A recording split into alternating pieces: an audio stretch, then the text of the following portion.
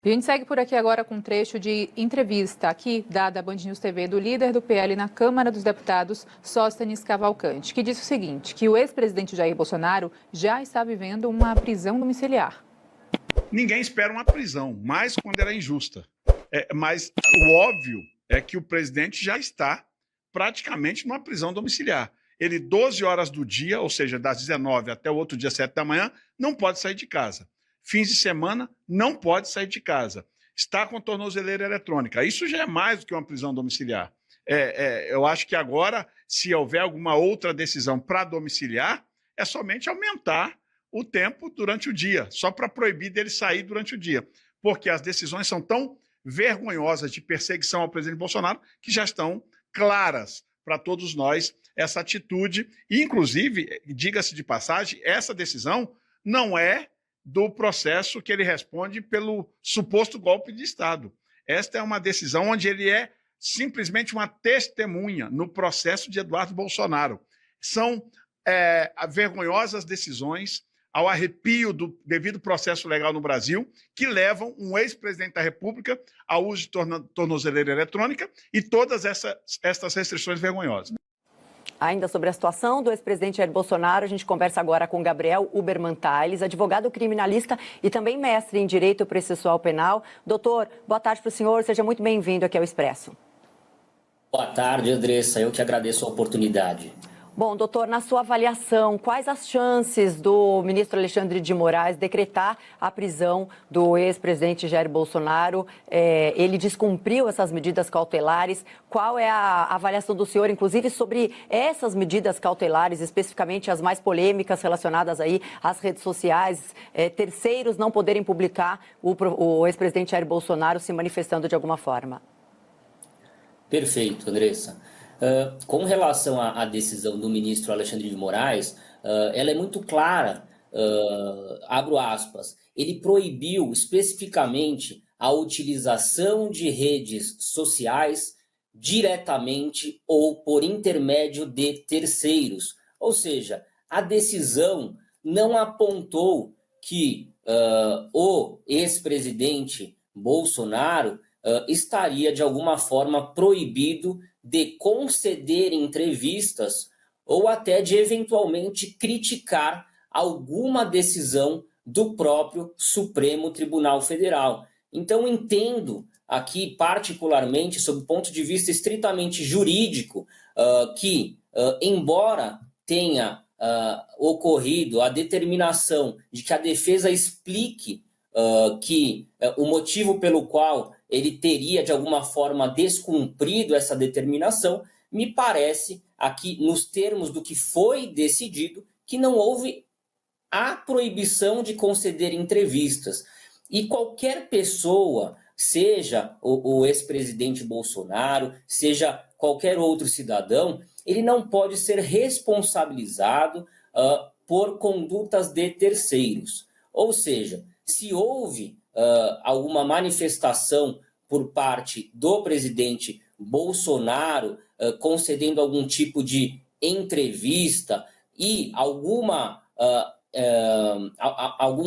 alguém colocou isso nas redes sociais, ele não pode, por conduta de terceiro, ser responsabilizado. Ele não utilizou as redes sociais dele, pelo menos até o momento, é isso que foi divulgado pela imprensa. Então, eu entendo que as chances, elas são diminutas. Agora, doutor, falando sobre todo o contexto que traz essa situação, né? Ontem o ex-ministro e também ex-presidente do Supremo, Marco Aurélio Mello, ele deu uma entrevista ao Estadão e ele falou muito sobre a mudança do processo crime dentro do STF. Antes era em plenário, acabou se tornando em turma, o que ele diz que é totalmente descabido. Queria te ouvir a respeito dessa diferença e por que essa apreciação agora em turmas e não mais em plenário. Boa tarde, Lenine. Com relação a isso, entendo que o ministro Marco Aurélio, né, ele está correto, porque, veja, se a decisão ela fosse tomada pelo plenário, nós teríamos uma segurança jurídica maior, né? a partir do momento que essa decisão ela é tomada apenas pela turma, ou seja, por metade, por alguns dos componentes do Supremo Tribunal Federal, a segurança jurídica ela diminui. Então, entendo que essa foi a avaliação do ex-ministro Marco Aurélio.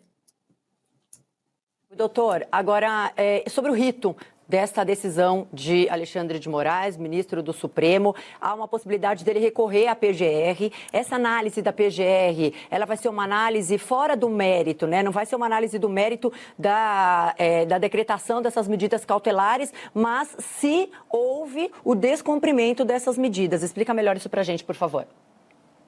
Perfeito, Andressa. Com relação à Procuradoria-Geral, entendo que ela deve se manifestar a respeito do descumprimento ou não das medidas cautelares. Então, antes mesmo de qualquer decisão do ministro Alexandre de Moraes, entendo que a PGR ela deve se manifestar sobre esse fato. Tá? Então, assim, sob o ponto de vista processual, aliás, esse é o caminho correto a seguir.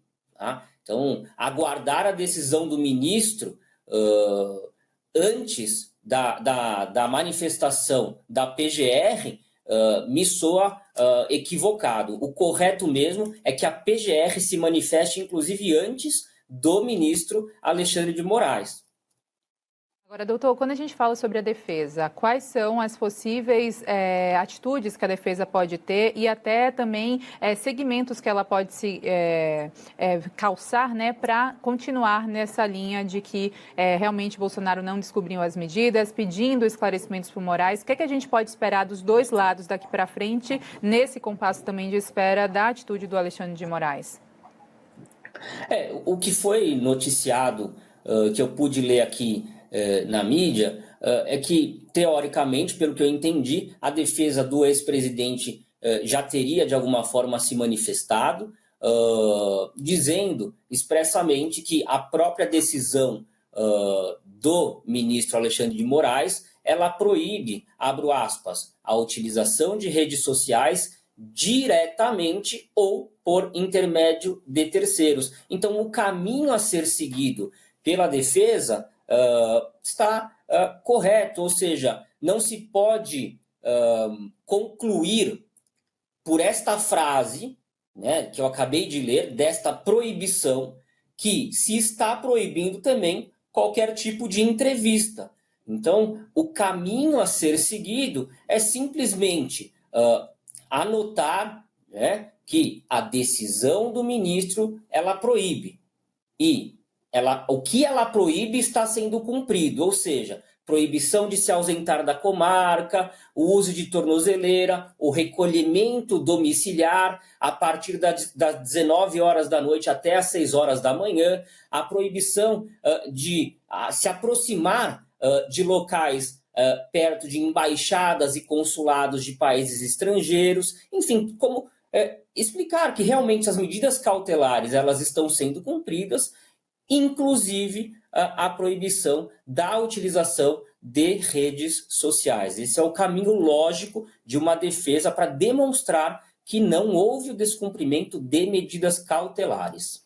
Doutor, antes de eu seguir aqui com o senhor com a próxima pergunta, vou pedir um minutinho para o senhor, que a gente vai direto para Brasília. A gente está com uma equipe em frente à sede do PL. Bolsonaro está lá dentro, o ex-presidente Jair Bolsonaro, que deve sair a qualquer momento, que a gente lembra que até às 7 horas da noite, né, em ponto, ele precisa estar em casa. A partir desse horário ele não pode mais sair, e a expectativa é que ele saia assim a qualquer momento, assim como ontem, que ele acabou chegando em casa num prazo bem anterior às 7 horas da noite, já recolhido de acordo com a decisão, a medida imposta pelo ministro Alexandre de Moraes. Seguimos de olho por lá com a nossa equipe de Brasília, enquanto a gente continua aqui com o doutor Gabriel falando sobre a situação do ex-presidente, situação jurídica.